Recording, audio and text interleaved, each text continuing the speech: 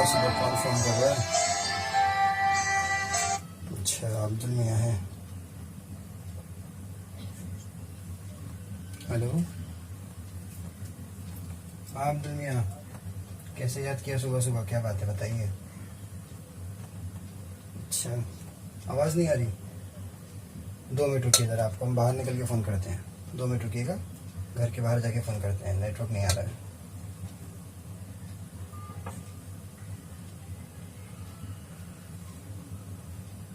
A few moments later. हाँ Abdul, phone किए थे? कैसे सुबह सुबह याद की? नहीं, ज़रा किचन में चाय बना रहे थे, नाश्ता वास्ता बना रहे थे तो नेटवर्क नहीं आता। अरे यार, किचन में नेटवर्क नहीं आता तो इसमें भी सरकार की जिम्मेदारी है क्या? हर चीज़ में कहीं सरकार के पीछे पड़े रहते हो। अरे भाई ठीक है, पहले आता था, नहीं आता है तो कंपनी भी तो नई नई आ गई है ना। पहले 2 ही 3 कंपनी थी, हमारा ऑरेंज कंपनी का सिम कार्ड था। हाँ, अरे नहीं रे, अपग्रेड होगा। ऑरेंज सिम कार्ड नहीं, ये टेलीकॉम कंपनी का नाम था रे। ऑरेंज मतलब वो ऑरेंज झंडे वाली पार्टी की बात थोड़ी ना कर रहे हैं। तुम्हारे दिल में जब देखो राजनीति चलता रहता है तुम्हारे दिमाग में। दिमाग को थोड़ा सुकून दो, इतना राजनीति में ना घुसो, समझे?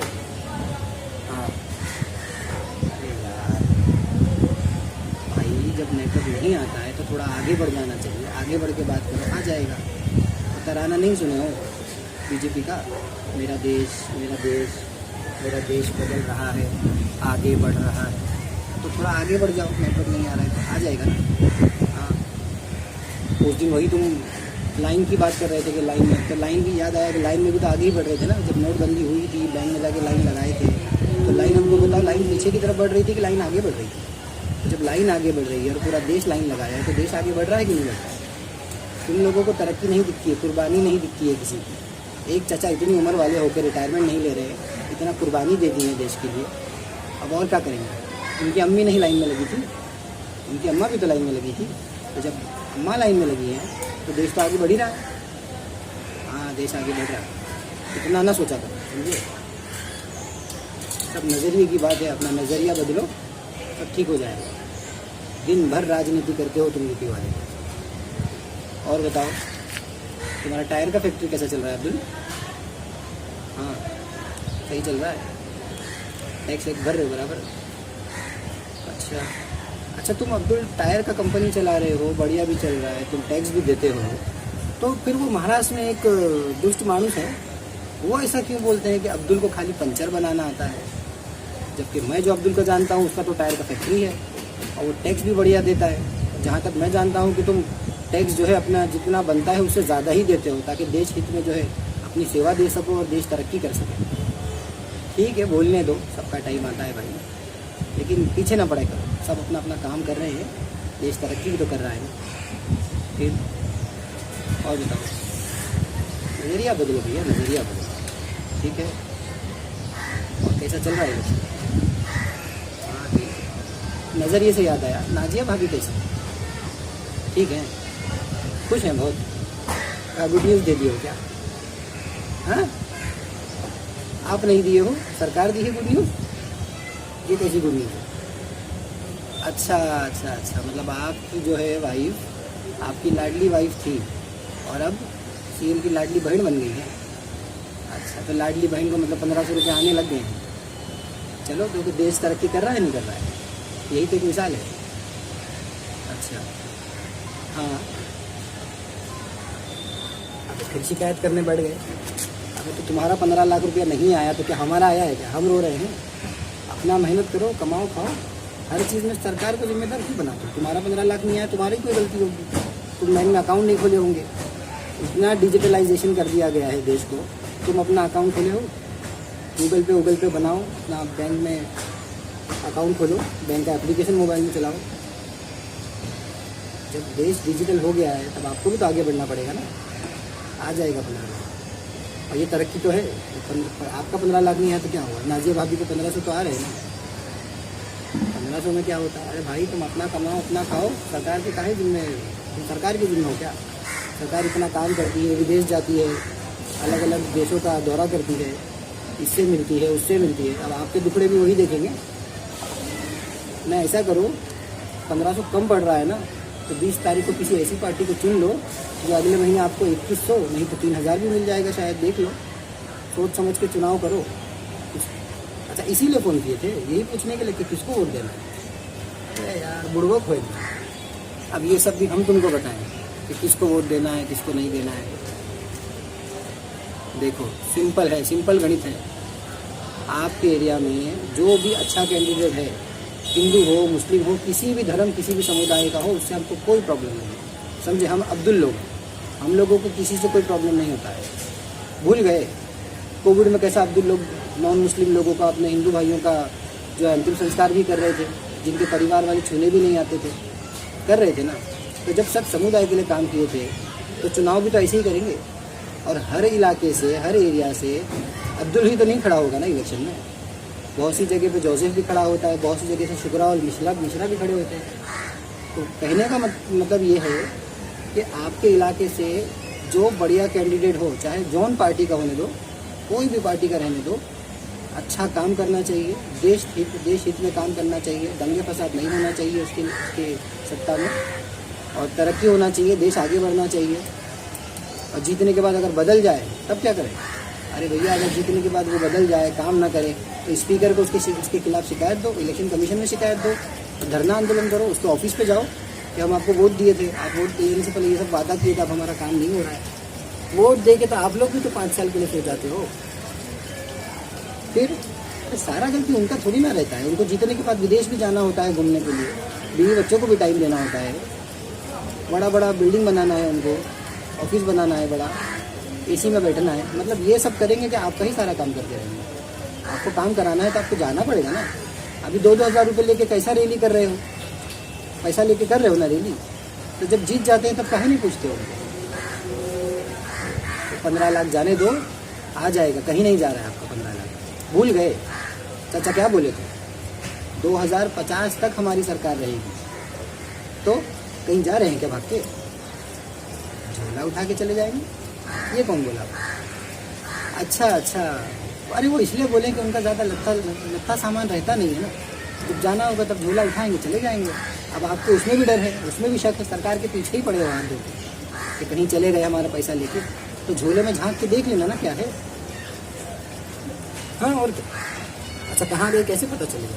अरे भैया, टेक्नोलॉजी का ज़माना है, देश तरक्की नहीं कर रहा है। कितनी बार बताएं तुमको? झोले में GPS लगा दो, झोला लेके जहाँ भी जाएंगे पता चलता रहेगा चाचा कहाँ गए झोला लेके।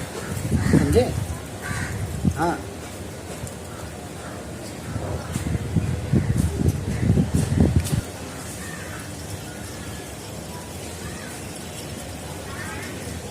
अच्छा, हाँ, वो जो आपके इलाके से जो इलेक्शन लड़ रहे हैं, कभी हमको भी उनसे मिला दो।